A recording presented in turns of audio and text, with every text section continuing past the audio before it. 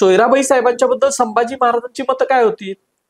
तर एक दानपत्र संभाजी महाराजांनी दिलेलं आहे सोयराबाई साहेबांच्या निधनानंतर. तर त्याच्यामध्ये त्यांनी माझ्या आईचं मन स्फटिकासारखं निर्मळ आहे असं म्हटलंय.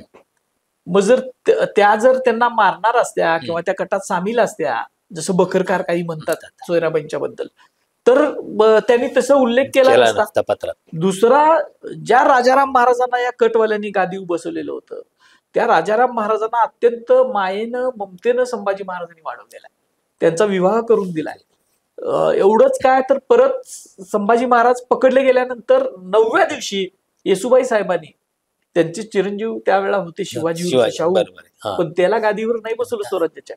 9व्याच दिवशी म्हणजे संभाजी महाराज पकडले गेले होते, त्यांचा अंत झालेला नव्हता, तरी राजाराम महाराजांना स्वराज्याच्या गादीवर बसवलं आणि त्यांना छत्रपती केलेलं होतं. याचा अर्थ असा आहे की सोयराबाई साहेब हे जे खलनायक म्हणून त्यांचं पात्र रंगवलं गेलंय, ते इतिहासाला ते धरून नाही आहे.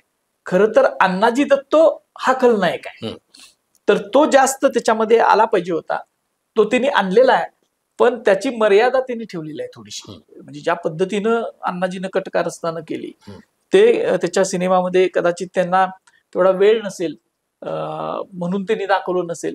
त्याला हत्तीच्या पायी देतेले वगैरे त्यांनी दाखवलं, पण त्याचं जे काही खलनायकत्व आहे ते तिने सोयराबाईकडे द्यायचा प्रयत्न. म्हणजे